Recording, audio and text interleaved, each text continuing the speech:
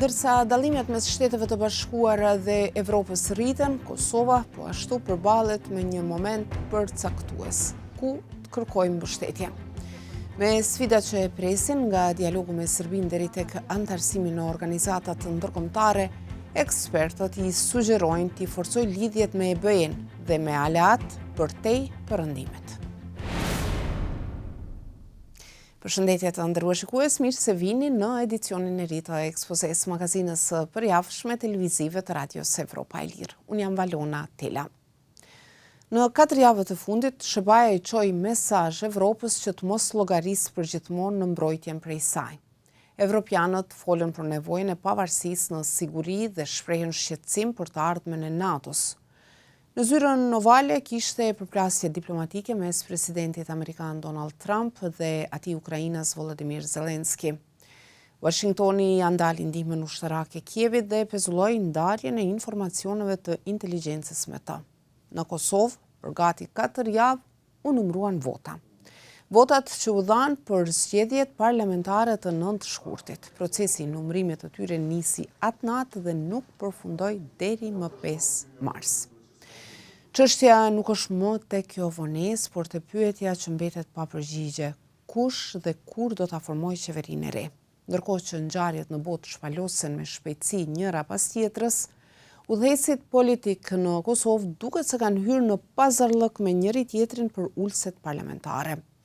Të vetmën gjë që e thonë me siguri është se për proceset kritike përpara, nga dialogu me Serbinë deri tek antarësimi i Kosovës në organizata të ndërkombëtare, do të vazhdojnë të mbështeten te SHBA-ja dhe EBE-ja. Mimoza Kusari Lila, shef e grupit parlamentar të lëvizjes vetëvendosje, aktualisht në pushtet, flet për ekspozen. Ne jemi pjesë e Evropës kontinentale, përderisa në raport me Shtetet e Bashkuara të Amerikës, partneriteti strategjik ka qenë gjithmonë një shtyllë e orientimit ton, fokusit edhe natyrisht kultivimit të këtij raporti. Janë sfidat e veta me administratën e re, ato që po shihen botërisht, por që prap për Kosovën ne mbetemi në vlerat dhe parimet e njëjta strategjike. Enver Hoxha nga Partia Demokratike e Kosovës, e cila në zgjedhjet e 9 shkurtit doli e dyta pas vetëvendosjes, thotë se për politikën e jashtme, adresë e parë e Kosovës duhet të jenë Shtetet e Bashkuara, pastaj Brukseli, Berlini, Parisi e Roma. Ajo se çfarë ka nevojë Kosova në këtë kohë është që ta kupton që rendi ndërkombëtar i cili ka kriju Kosovën e pavarur nuk ekziston, është një rend i ri ndërkombëtar dhe Kosova duhet që të gjendet në mënyrë strategjike në këtë rend të ri ndërkombëtar. Nga partia e tretë më e madhe në Kosovë, Lidhja Demokratike e Kosovës, thonë se vendi duhet të luajë mençur që të mos ndikohet nga riorganizimi i diplomacisë ndërkombëtare. Besian Mustafa nga kjo parti flet për ekspozen. Edhe pse mund të ketë në tema të ndryshme ose intervale të ndryshme kohore dallime në mendime në qëndrime në mes të SHBA-ve dhe Evropës, Kosova nuk ka luksin që të vendosë që të zgjedhë në mes tyre 2 palëve, sepse për Kosovën këto janë një palë, për fatin e Kosovës këto janë një palë. Në EBE nga fundi vitit të kaluar ka udhëheqëse të re, e cila ka shprehur mbështetje për integrimin evropian të Kosovës, por ka përsëritur se ky rrugtim i saj varet nga normalizimi i marrëdhënieve me Serbinë, që është ende larg. Edhe në SHBA, nga fillimi i këtij viti ka administratë të re, me në krye presidentin Donald Trump, i cili është zotuar se do t'i zgjerojë lidhjet me Kosovën. Megjithatë, vëzhguesi thonë se ngjarjet e javëve të fundit kanë treguar se fokusi mund të ndryshojë me shpejtësi, ndaj edhe Kosova duhet të përshtatet me një botë ku aleancat janë në lëvizje dhe nuk ka asgjë të garantuar.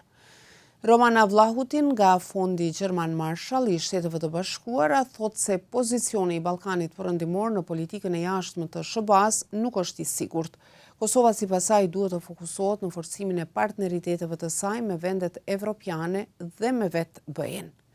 BE-ja nga viti 2023 ka në fuqi disa masa ndëshkuese kundër Kosovës për shkak të tensioneve në veri të saj.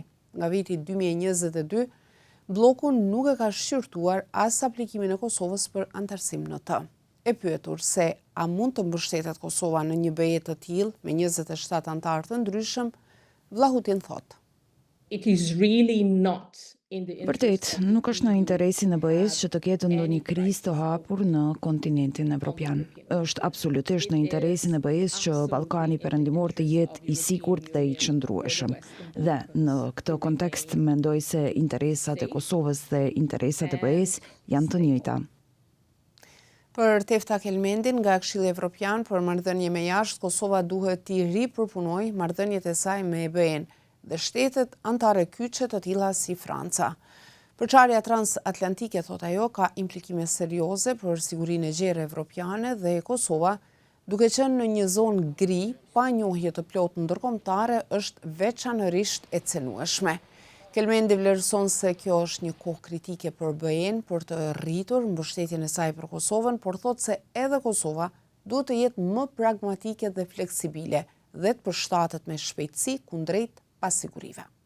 It needs to play smart and constructive, and what I mean by this is that Kosova duhet të luajë mençur dhe në mënyrë konstruktive. Është koha e fundit që ajo të angazhohet në mënyrë konstruktive në dialogun me Serbinë, të nisë të zbatoj marrëveshjet për normalizimin e marrëdhënieve me të dhe t'ia hap rrugën vetes për antarësim në BE. Normalisht, kjo nuk vlen vetëm për Kosovën. BE-ja duhet t'i bëjë trysni edhe Serbisë për të shkuar në drejtimin e duhur. Kelmendi shton këtu se është tejet e rëndësishme për Kosovën që t'i diversifikojë edhe aleancat dhe partneritetet ndërkombëtare. Në mënyrë të posaçme, ajo thotë se Kosova duhet ta kuptojë realisht rolin e rëndësishëm të Turqisë që ka në botë dhe ta shfrytëzojë partneritetin me të për t'i kapitalizuar synimet e veta. Turkey remains a very relevant security and defense partner for the region. Turqia mbetet një partnere shumë e rëndësishme e sigurisë dhe mbrojtjes për rajonin. Sovoni ka edhe një përmirësim raportesh midis saj dhe BE-s. Ndaj Kosova duhet ta përdorë këtë si avantazh dhe të kërkojë ndihmën e Turqisë për t'i bindur shtetet që se njohin, që ta njohin. Pra, në secilin rast, partneriteti i Kosovës me shtete jashtë BE-s dhe jashtë SBA-s është gjithashtu i rëndësishëm për arritjen e qëllimeve diplomatike. Vlahutin pajtohet se Turqia është një aleate e vlefshme për Kosovën që mund ta ndihmojë të forcojë pozicionin e saj ndërkombëtar.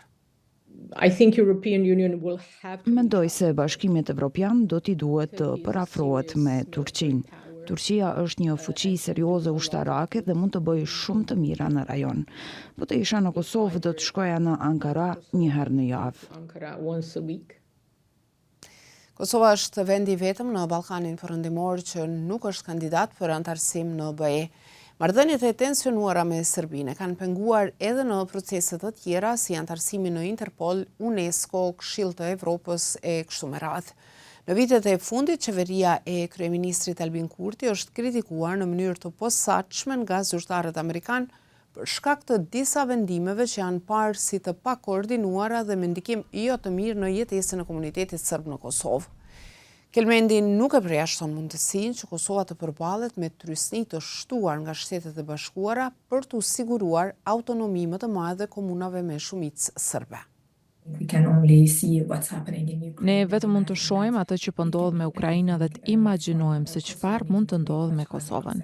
Asaj mund t'i duhet të bëjë koncesione shumë të vështira në raport me Serbinë apo me komunat në veri të vendit. In the north of the country.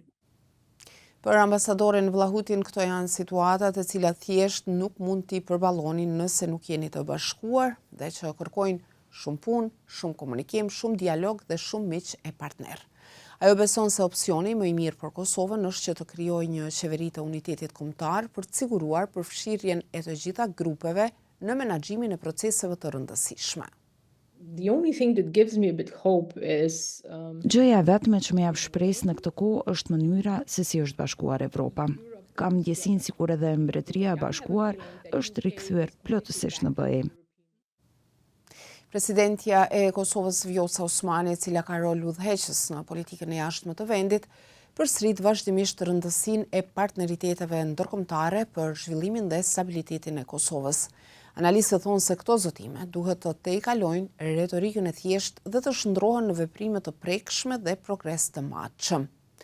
Udhëheqësit politik në Kosovë me gjas vazhdojnë diskutimet për formimin e qeverisë së ardhshme, kush me kë e kujt sa. Por bota po lëviz me shpejtësi dhe nuk ndalet për askënd. Shikues të nderuar, kaq për këtë edicion të ekspozes, ju vazhdoni të na përcjellni në faqen tonë në internet në adresën evropaelir.org, si dhe në rrjetet sociale Facebook, X, Instagram dhe YouTube. Bashkë takohemi sërish të premten e ardhshme. Mirëmbëjtje.